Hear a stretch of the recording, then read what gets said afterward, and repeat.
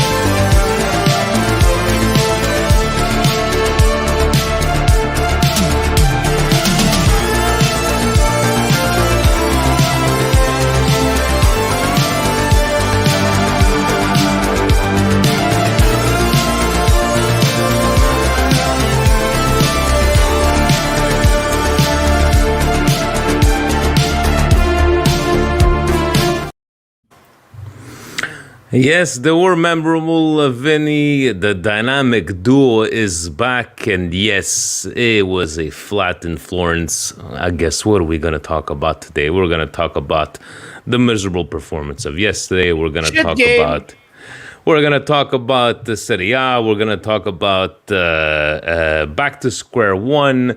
We're gonna do the football recap. Stevie P, how you feeling? The anger, is it there, or are you gonna Pissed let out off. some steam? That's about it, guys. He's pissed off, and you know what? Let's get it over with because we have lots and lots to talk about. And on that note, let's get the show on the road.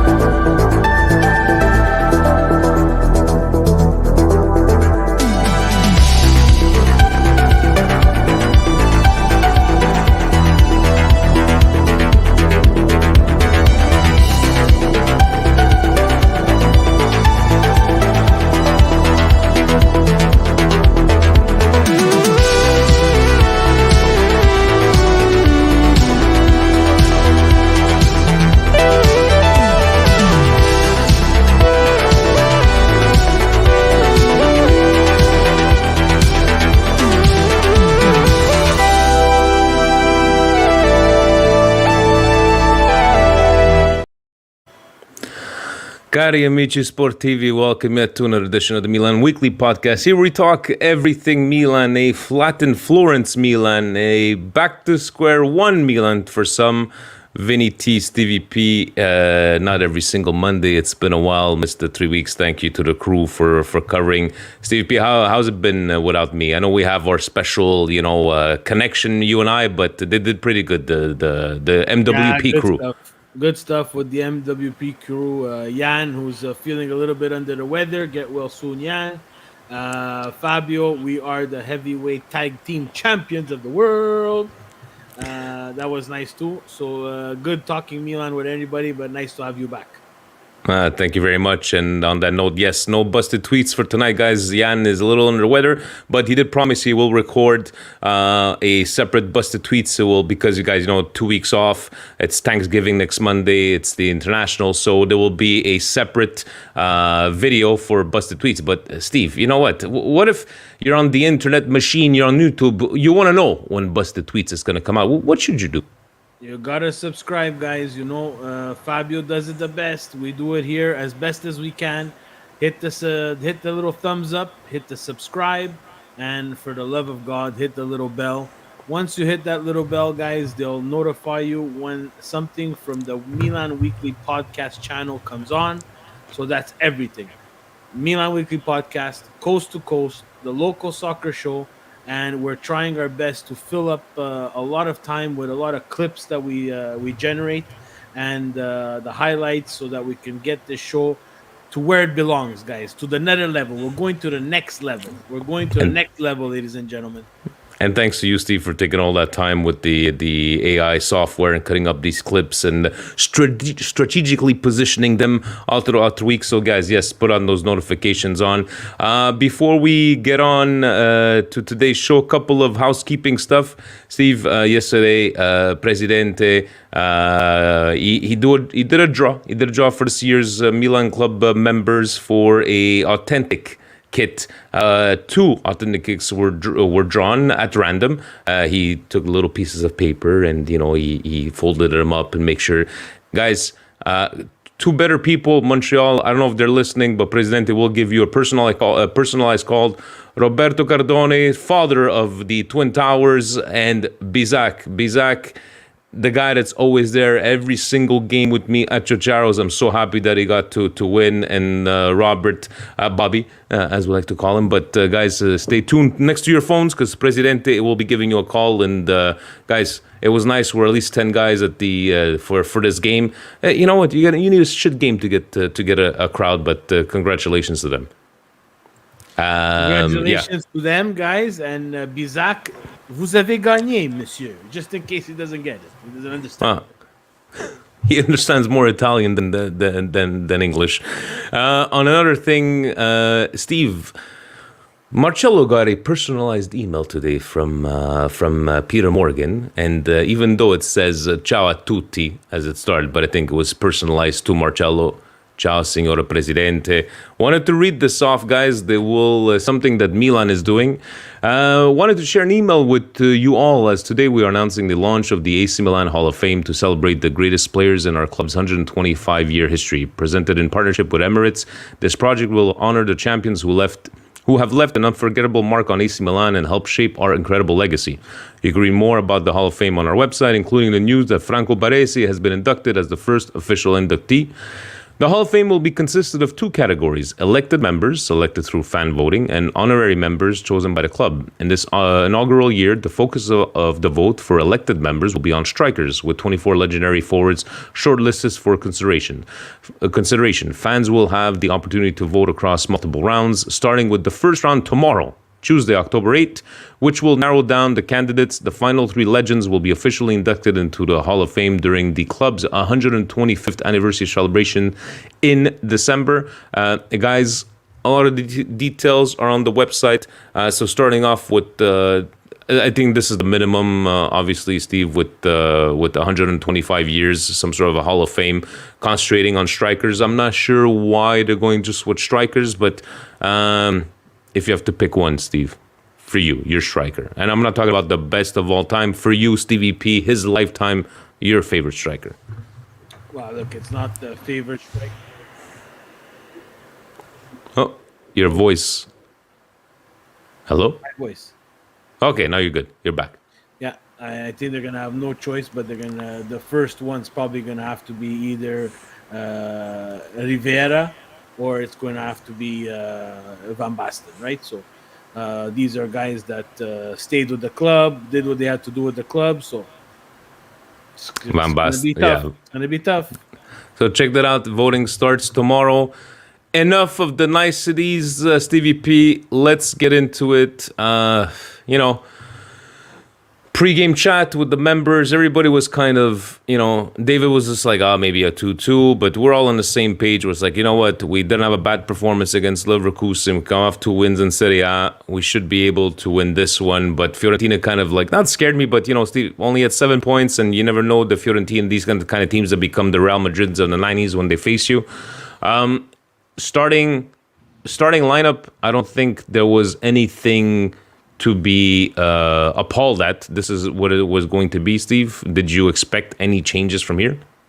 No, I didn't expect any changes, but I would have liked to see this lineup against Leverkusen as well.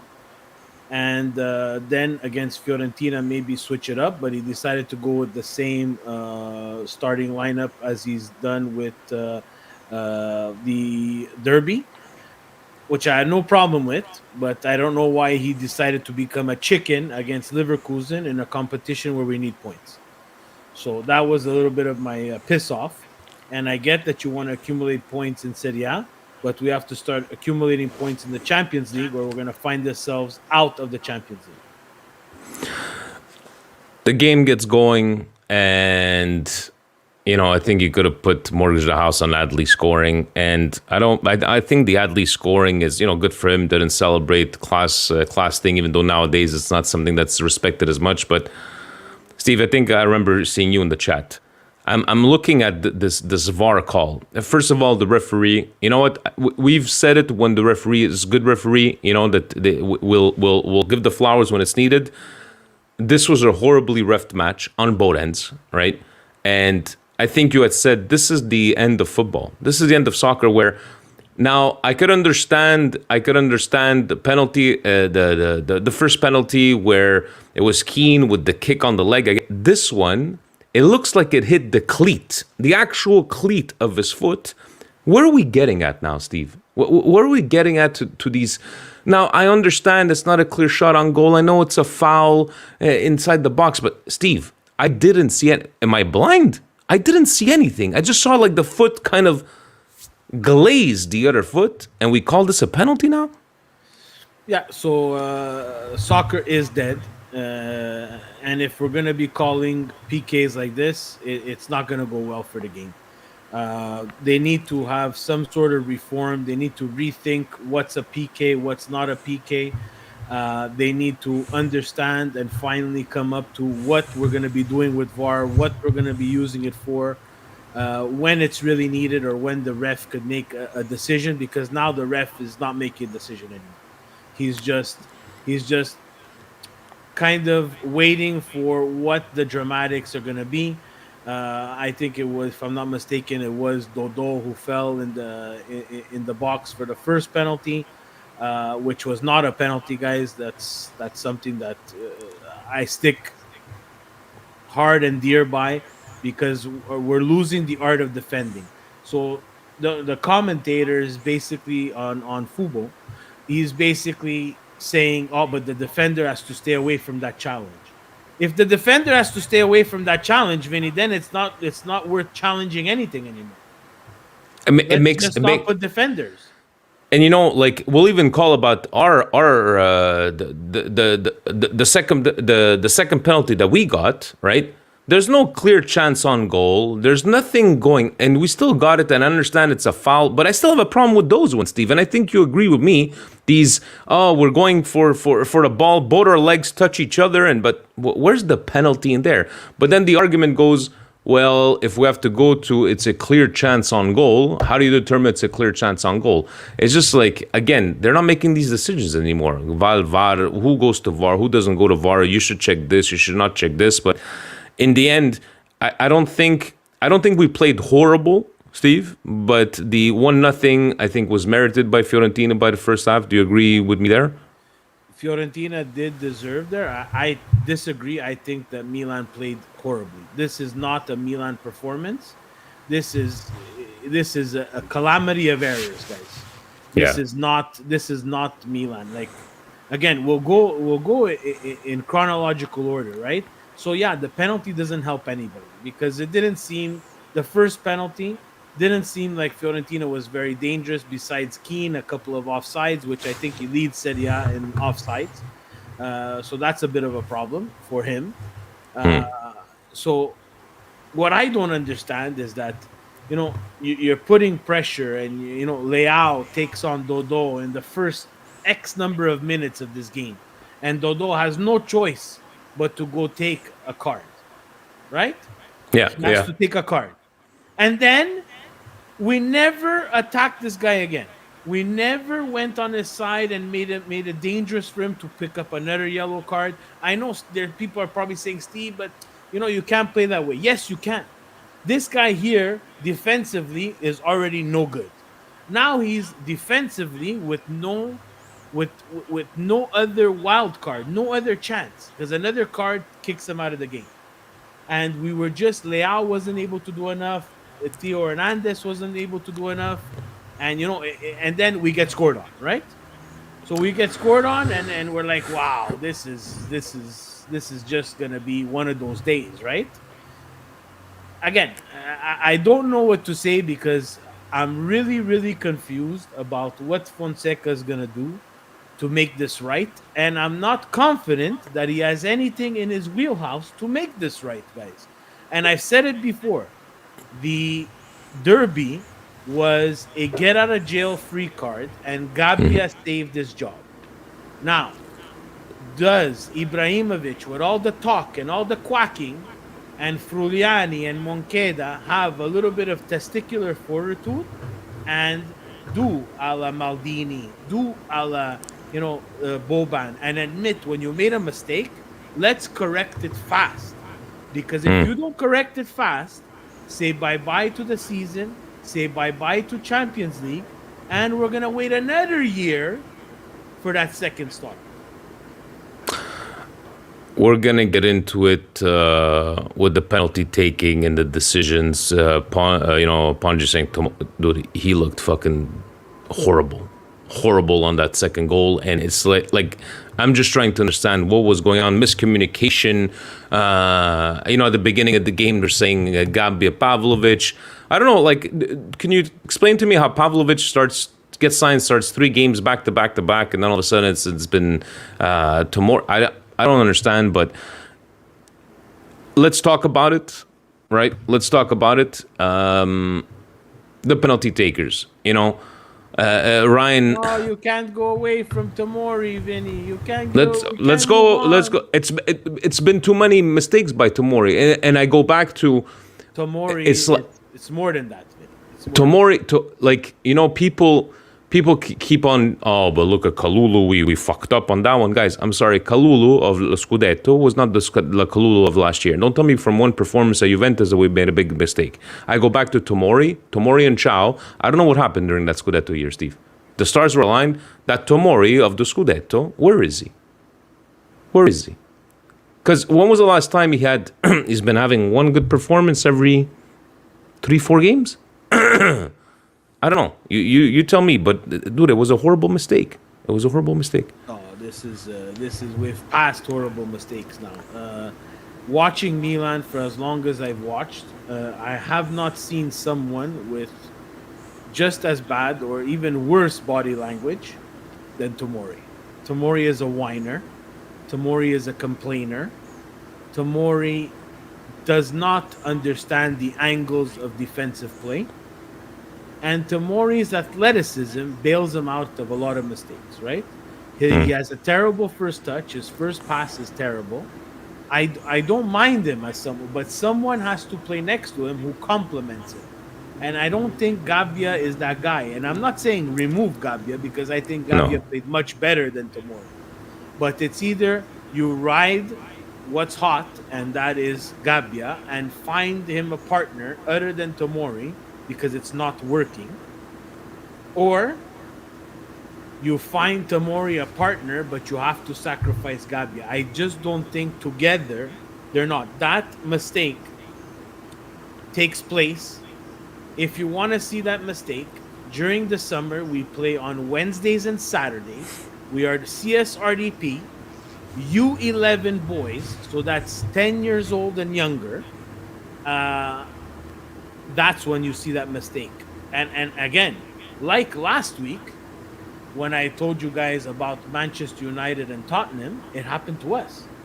These are things that I scream at my kids for, because there's not supposed to be a bounce.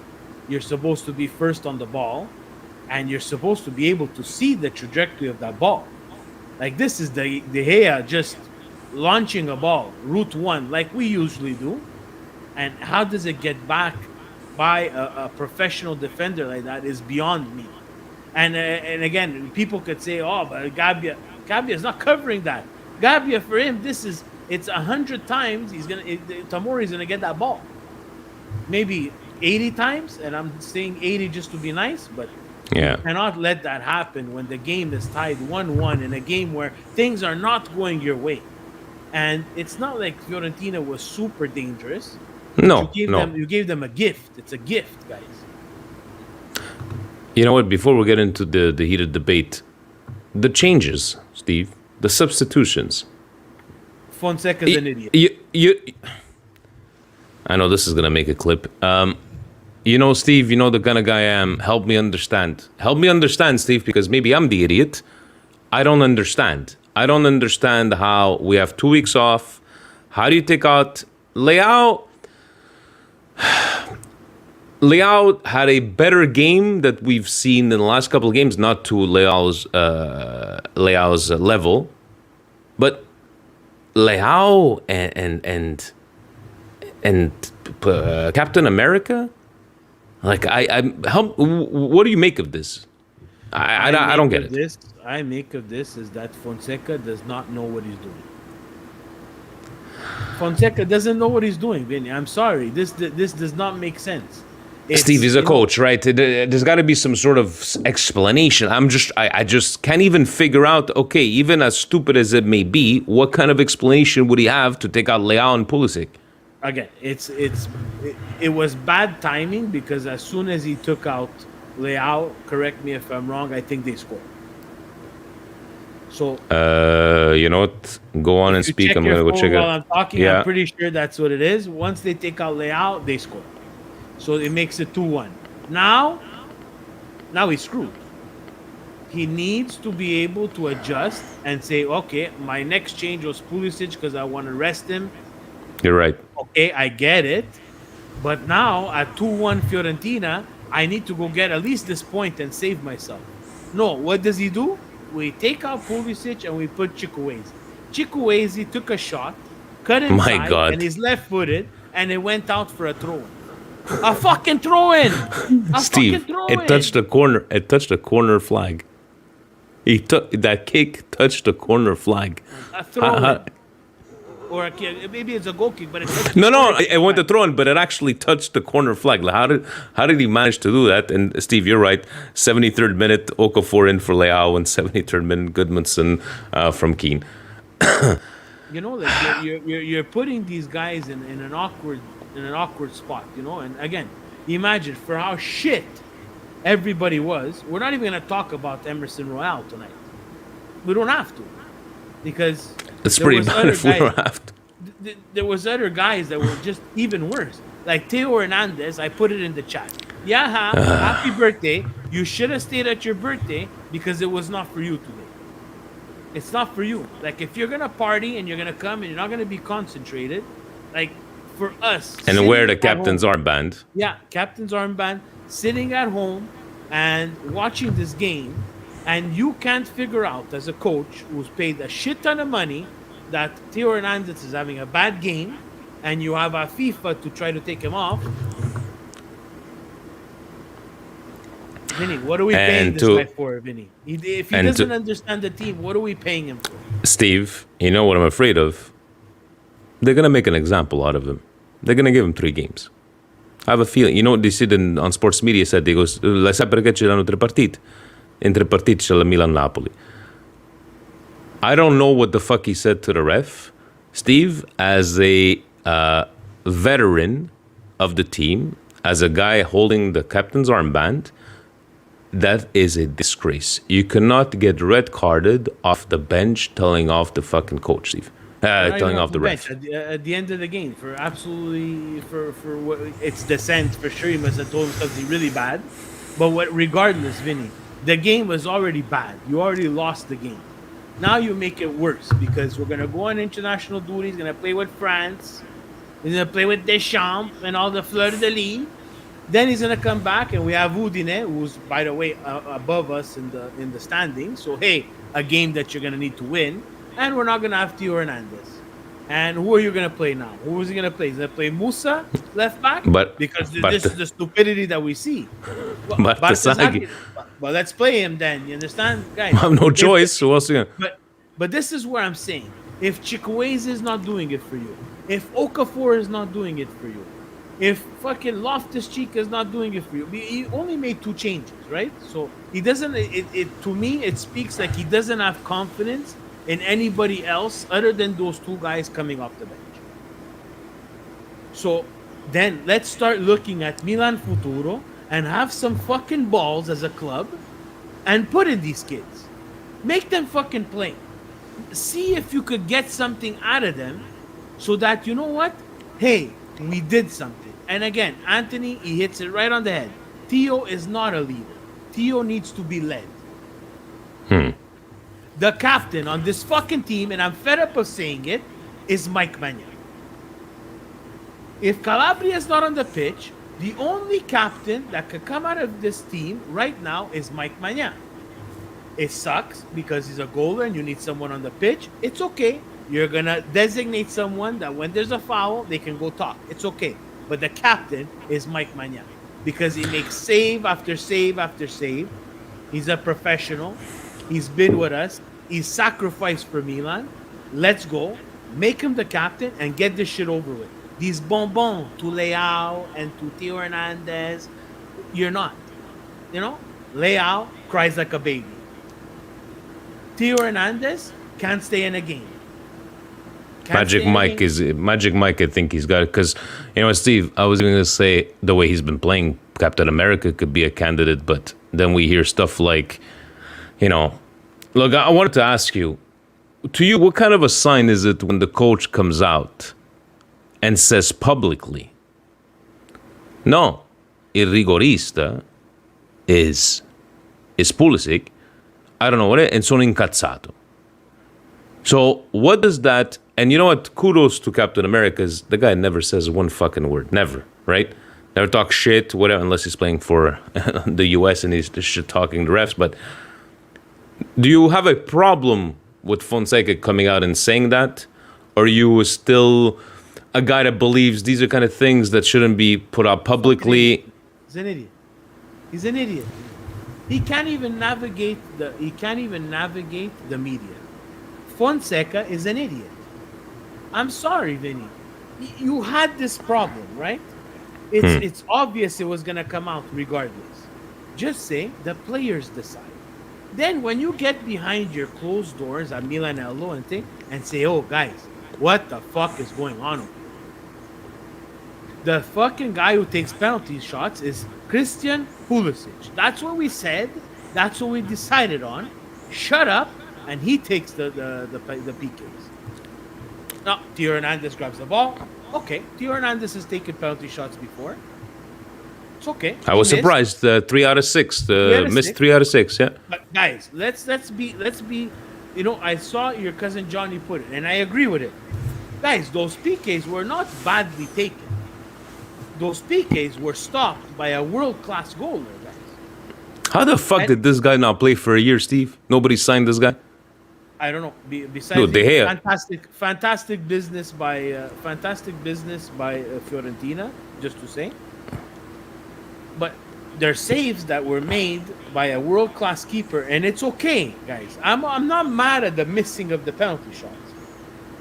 I didn't think they were penalty shots to begin with, so soccer gods comes in. The Reindeers won a bit more. Whatever. Needless to say, we missed it. But then this guy comes out and let's throw more gasoline on the fire. Already you have a problem. Yeah. The penalty kick taker is not the guy who I selected to take penalty shots. You took 2 and they said fuck you 2 times. One Theo Hernandez, the other one Tammy Abraham. Both of them said fuck you. But at a certain point, I want to see Captain America start slapping people. That's the other thing is I don't see him reacting at all, right? Maybe he's a guy that's just like, you know what, I'm going to shut my fucking mouth. I'm going to speak behind closed doors. But for me, I did not like that comment, especially to the press, because you give the press this much, Steve. And look what all today sports media said: Milan, and they're just talking about this. You know, we already have problems, Vinny, with the media. Every time the Milan does something, it's blown out of proportion. And what do? We shoot ourselves in the foot again. And again, we give them more. We don't take our own bulletin board material. We give bulletin board material to Gazzetta dello Sport. Gazzetta dello Sport comes in the morning and says, what stupidity did Milan do today? So we could sell papers. We're having trouble, guys? Not to worry. Esce il Milan con un'altra stupidaggine. That's what they're waiting for. It's sad but true. Sad but true. But again, Steve, at least I got you the good one. At least you're going to be able to read one from 2 weeks ago when we had actually won.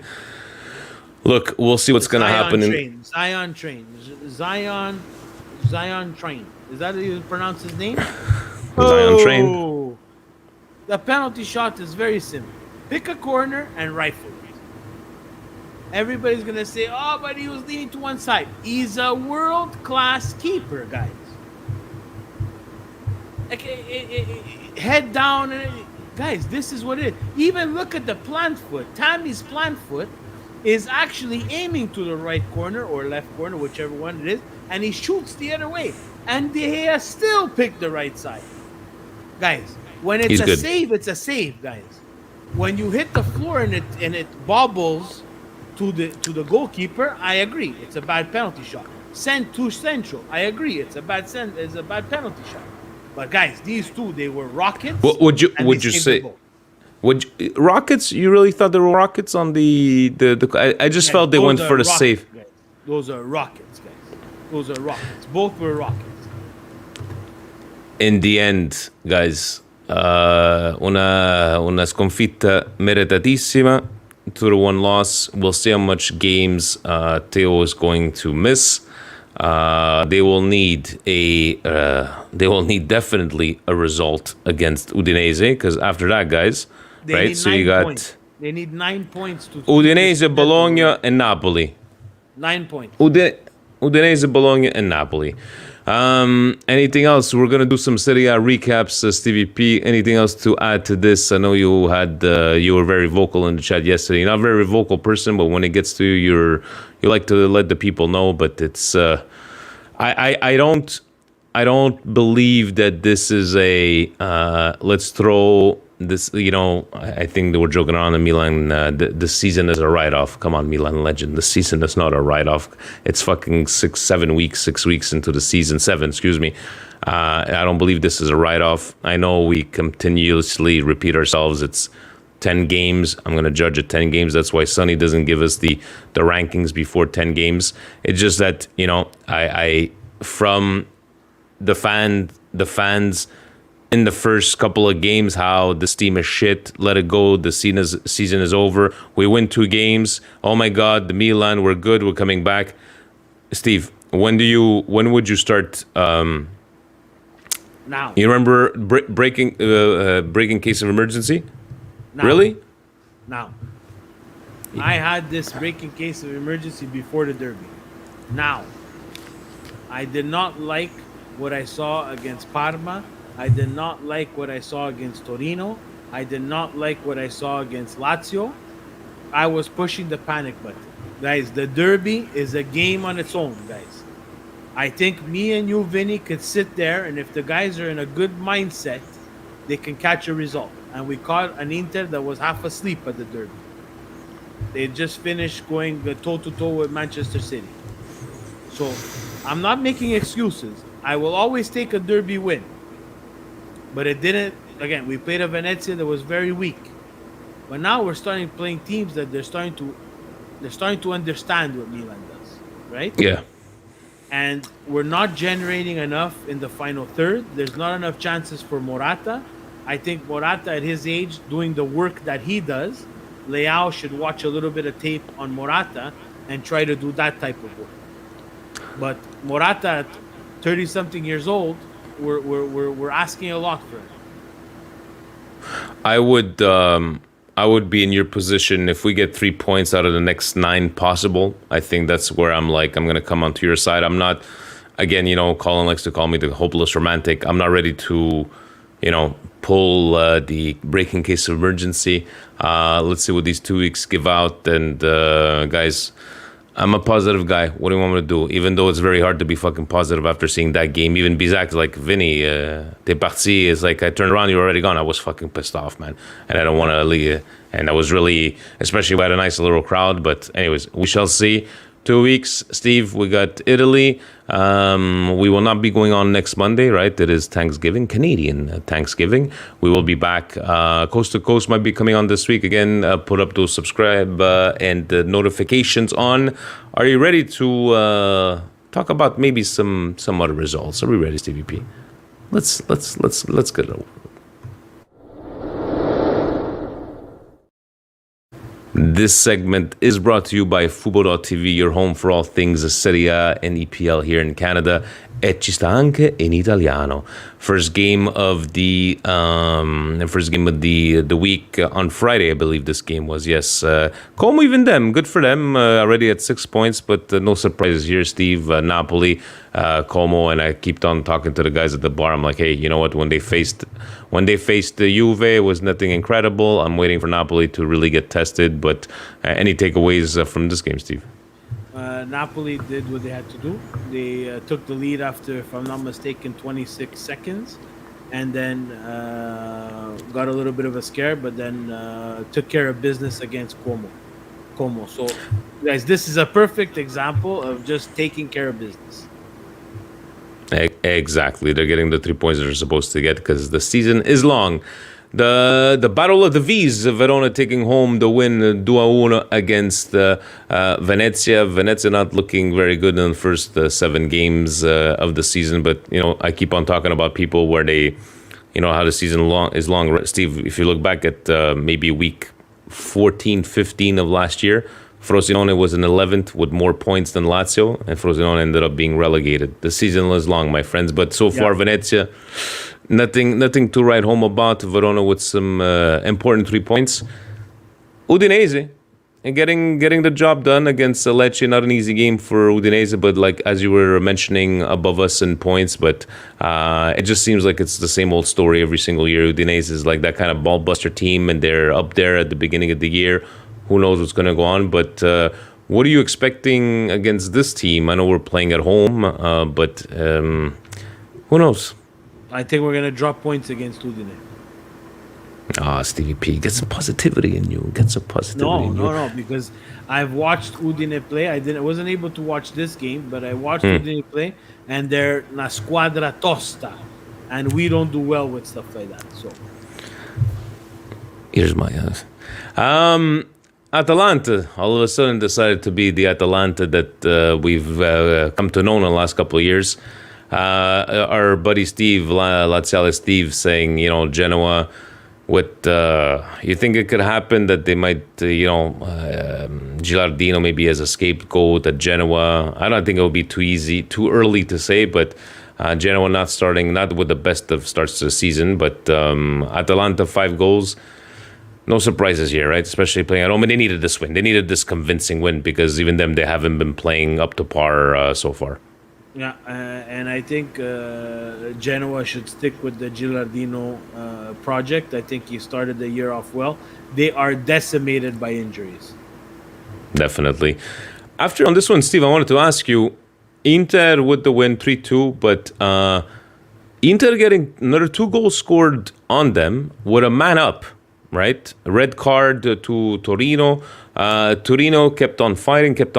You think it's something alarming for Inter? I think they're already at the amount of goals that they conceded like throughout 20 games last Serie A. But to you, if you're an Interista, scuse, I don't want to put you in that position, but what would you be worrying defensive-wise? And no? I think they're good defensive-wise. I think both.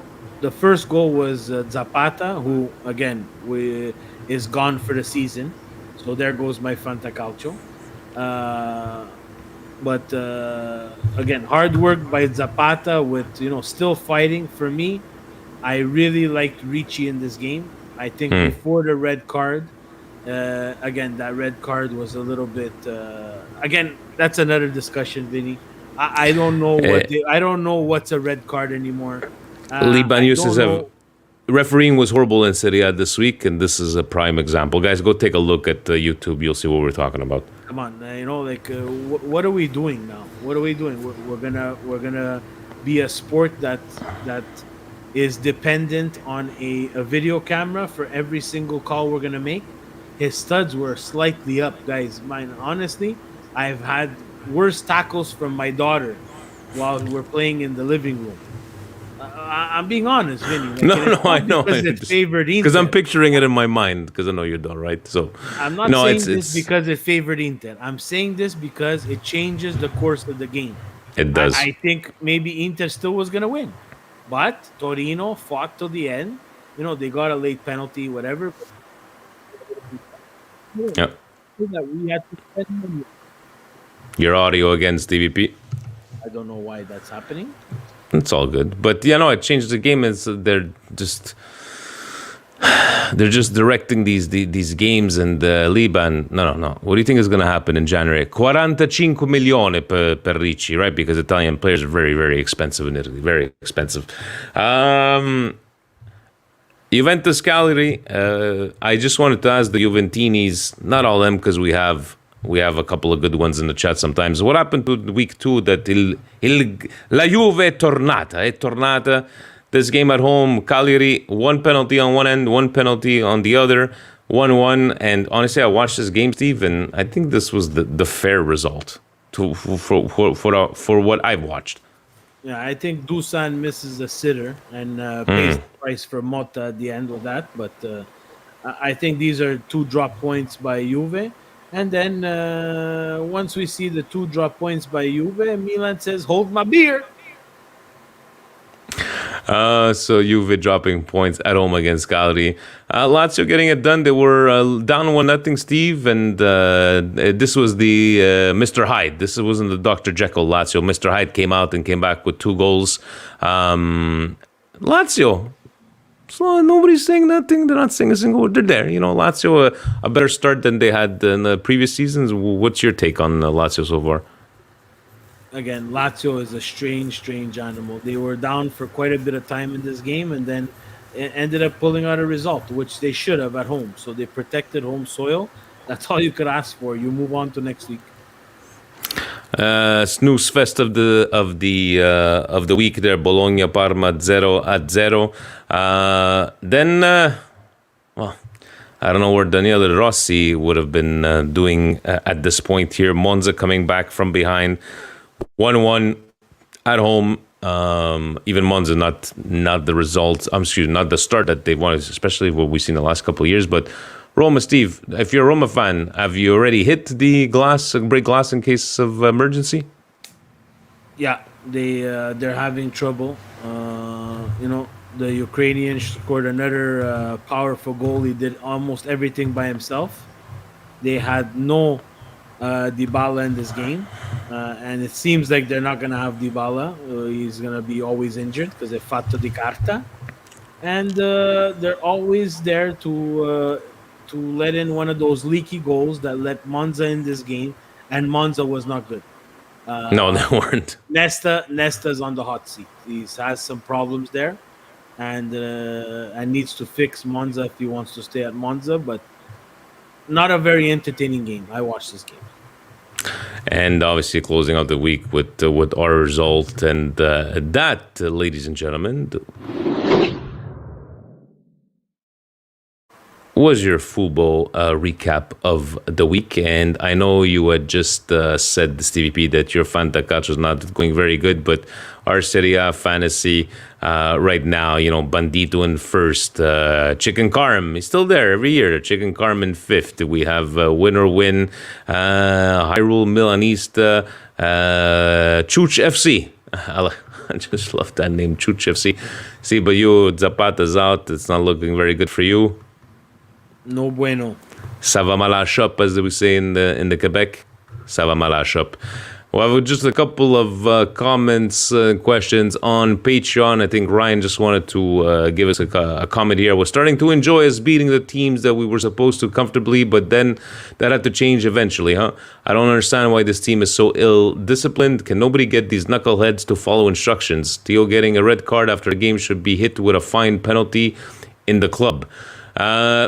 To that, I'm going to go to Tim because it's with the same kind of subject. If Pulisic is the designated penalty taker and that wasn't followed, it does raise questions about this team's discipline or whether the coach's authority is being undermined. It could be a mix of both. Perhaps the coach isn't asserting control, or maybe there are too many egos clashing over decisions. Theo's actions certainly didn't help. The red card at the end was a clear sign of frustration, and it's disappointing when players put themselves before the team, especially in crucial moments. It feels like there's a lack of cohesion and discipline that needs to be addressed, either from a leadership standpoint or by managing those egos better. What do you guys think is the main issue? To that main issue, Steve, should he be fined?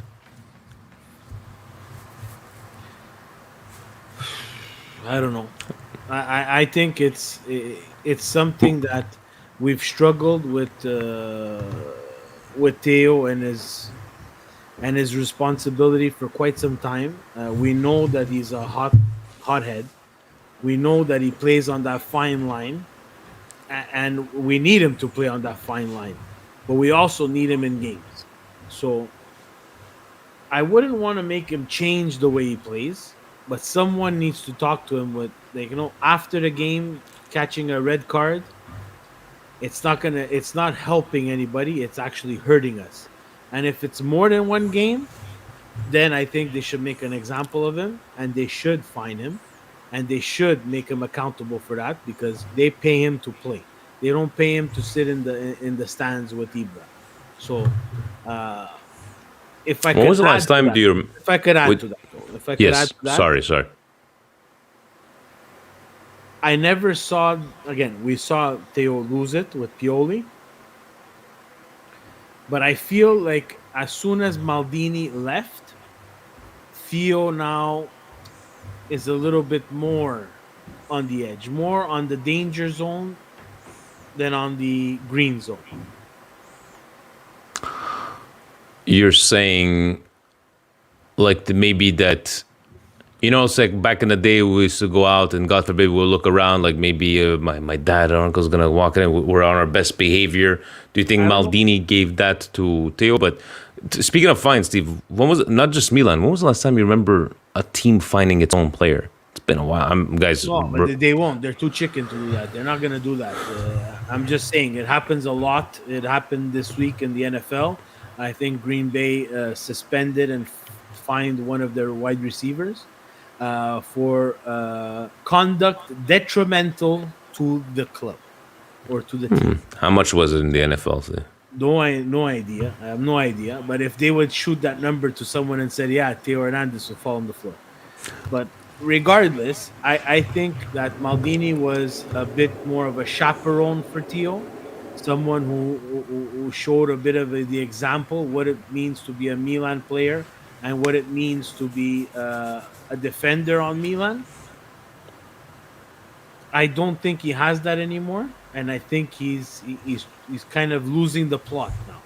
And losing the plot is something that's dangerous for him because, like I said, he plays on the edge. And Shane saying, I don't know about you guys, but my feeling is that the team overall was very fatigued. I can understand why Fonseca wants to pick the players he trusts, but I'm very concerned here about the lack of rotation. We found a formation, and we don't have backup players to put in to keep the players fresh. And God knows what state the players will be in after the international break. He brings up a good point, Steve. If this 4-4-2, whatever you want to call it, playing two strikers, what are we going to do when it's going to be time to rotate? Jovic? Right now, you cannot rotate. So it brings a good discussion to, I think at this point, if you are going to have to rotate, you're going to have no choice to bring up Milan Futuro players, or because who are you going to play? You can't play, I don't know. He obviously he showed that he has zero confidence in Jovic anymore. So again, we don't have someone who can truly replace Tammy Abraham, who again I gave full credit to the work rate that the guy has. I did not know that he worked that hard, but he has to become a striker. I don't think Tammy Abraham has become a striker yet.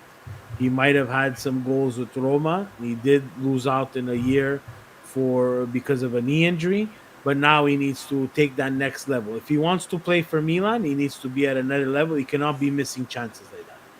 Yeah, many chances. Hopefully, it's not something that's going to be consistent. That was the Patreon section. Thank you, boys, for answering on there. Franco, of course, we have too many foreigners, not enough Italians. But then that's a discussion we keep on having almost every podcast until they change the rules.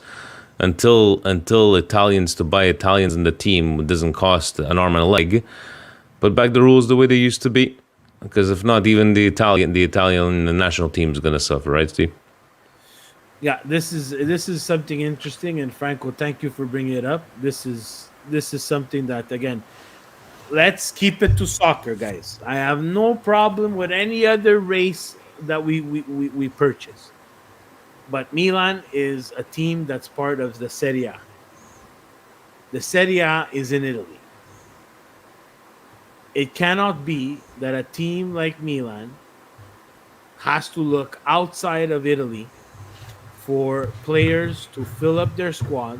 And again, people are going to say, Steve, but, Camarda and the rest of the Milan Futuro are coming. And I'm happy with that. That's what I wanted all along. Build something of players that we could take from La Primavera, Milan Futuro, and bring them up. Yes, great. But also in the purchases, guys. We're seeing that we're purchasing guys who are coming from outside of Serie A and need to take time to acclimate to Serie A. There's people, there's teams, the Inters, the Juves, Roma, so on and so forth. And I'm not saying all their purchases are great, but sometimes you need to find that person who fits in your team from within that league to speed up the chemistry building in that team. Someone who doesn't have to understand that this league is super technical and not athletic. Someone who has to understand that, this is what this game is. It's slow, it's chess, it's not checkers. It's a marathon, it's not a sprint. Someone who plays in Serie A understands that. Someone who comes from abroad doesn't. And if when Inter, Juve, Milan come a knocking, don't put out these fucking prices that don't make any sense. All these Serie A teams. Where I was joking, how much did they want Buongiorno last year? 40 million, 45 million for Buongiorno. We're joking around with Richie there. It's just like, no, I hear you what you're saying, but until they change the ways we go, it's not a question if we have too many foreigners or not Italians. What matters is playing our leaders and who are playing for our club. Yes, Paolo. No, I agree, but it's kind of sad for us Italians, growing up Italian, Steve and I, that Milan doesn't have one representative of the national team, not one. Hey, Gabbia, stop. Scusate, yeah, no, Gabbia, but until now. Right, even last year, it's like your big teams. When Italy was on top, your Inter, Milan, and Juve were 75% of your national team. And now, what is it? Right? Yeah, Terracciano. Guys, Steve, do you want to close us off with something? You know what? I feel bad. I feel bad for Liban Youssef. I completely forgot. Liban, this one's for you. I forgot. And hopefully, the next time we come back on, there will be many, many trumpets that we won a game like 4-5-0, hopefully. Stevie P, any closing words before we bid adieu to our faithful fans? We have another international break. I see this as another good opportunity to shuffle things up. I foresee that they will not shuffle things up. And if I'm not mistaken, I saw Defensive Dynamo put in something that apparently now our administration is blaming the players. So the players are at fault for these negative results, which again, they're not 100% wrong, but someone needs to manage these players. Someone has to have a plan. Someone has to have some sort of idea of what you want to do with these players so that you can get the maximum results from them. Pioli did it, and he did it with 9 players. So it's true. We didn't have. Yes, the rest of the league was just not up to par, and we took advantage of it. But Steve, can I try? Can I try that at work tomorrow? And they're going to talk to me about my numbers. They're going to talk about I'm like, yeah, but it's the employee's fault. It's not my fault. Do you think that's going to work? I could just pass off the blame there. Guys, thank you very much for live viewing, downloading the podcast every single week. Click on the notification, subscribe. See Coast to Coast will be on this week. Busted Calcio Tweets will have his own little show when Jan's voice doesn't sound like he smoked 4 packs and a half by noon. Stevie P, that's it. That's all. Let's go. On that note, guys, ovunque e sempre. Forza Milan, guys. Forza Have a good night. Milan! Ciao.